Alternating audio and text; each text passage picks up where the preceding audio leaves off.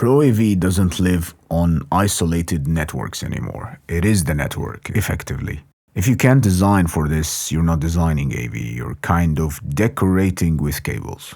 Every AV system now touches Ethernet. Displays, DSPs, codecs, switchers, controllers all have IP addresses. And networks or IT departments own that infrastructure. If you ignore this, your design will become a security incident. Integration isn't optional at the end of the day. It's governance. AV lives under IT policy, not outside it, designed for that. For that to happen, you need to learn how to coordinate with IT staff. So before drawing a single line, schedule one meeting with the client's IT team. Discuss network ownership, bandwidth expectations, VLAN and segmentation policy, security restrictions, addressing, and QoS rules. Their standards will dictate your design boundary. Align early or rebuild later. For bandwidths, it's important to remember that every stream consumes bandwidth. A 4K uncompressed feed can exceed 10 gigs. Add those up. Compare against the network's real throughput, not the brochure number. Oversubscription can be a silent killer until the call freezes. Bandwidth math protects uptime. And understand the difference between a local area network and a wide area network. A local one is often fast and the wide one is often not.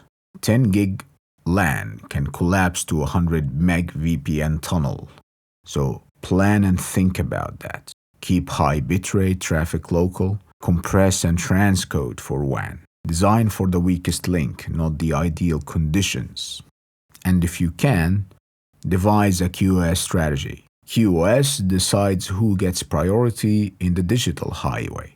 Conferencing audio and video must outrank email and backups.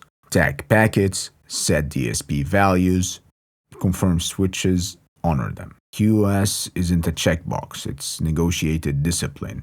And prioritization is performance insurance in these environments. And beware of latency and jitter. Latency is delay, and jitter is inconsistency in that delay. Both destroy synchronization. So target lower than 10 milliseconds end-to-end for conferencing, or below 2 milliseconds for live sound networks. Know that every hop adds delay, and understand what's there: security firewalls, routing layers, codecs, and so on. And then latency will become then designed, not guessed. There are few common networked AV protocols that you will see in the field. AVB or TSN is deterministic Ethernet layer 2 for time-sensitive media. It requires compliant switches. Dante is IP routable in situations. It's flexible, widely adopted for audio over IP networks. AS67, open interoperability layer across vendor protocols. NDI and 2110, it's high bandwidth video over IP. Select protocol based on interoperability and infrastructure readiness. Choose the protocol that matches your network maturity. So how do you design for reliability? Packets die from congestion, faulty NICs, or misconfigured QoS. Measure acceptable loss. Audio may survive no more than 0.1%. Video often cannot. Validate with test streams before commissioning. Reliability is verified by measurement, not optimism. And design for your use case and the application. And understand network architecture, physical and logical. Dedicated AV networks, which I don't see a lot in the field anymore, are physically separate switches and cabling from the enterprise network. Converged ones are shared infrastructure, logically segmented. Both can work if designed properly. Dedicated offers isolation, but traditional, converged offer efficiency. Choose based on organizational policy and risk appetite.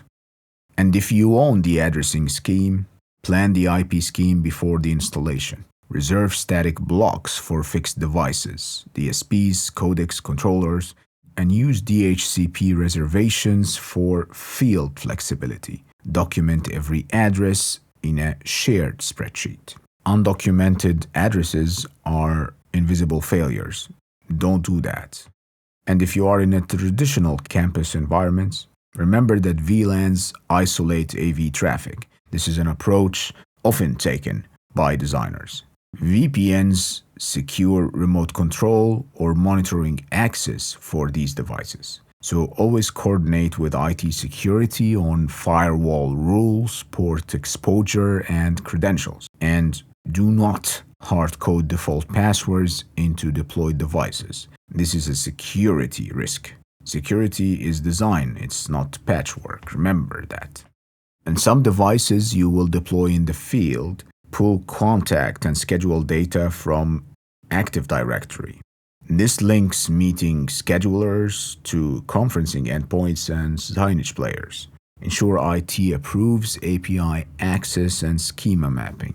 Directory sync enables frictionless user experience. And as you document your design, create a living spreadsheet of every network device. The host name, IP address, MAC, protocols used, ports required, QoS tag, and bandwidth draw. Share it with IT and keep it updated after commissioning. The biggest takeaway is that transparency prevents surprise. This is important. And finally, aim to collaborate effectively with IT governance. AV is now part of enterprise service level agreements. Define performance metrics, uptime, latency, response time, and agree who maintains firmware monitoring and patching. Treat the AV system as a managed service, not a black box. Integration ends only when accountability is shared. Networked AV design equals diplomacy plus engineering. Respect IT rules, measure bandwidth, design for latency, security, and documentation. When AV integrates correctly, it disappears into the network and it just works. If IT can't support it, you didn't design it, you guessed it.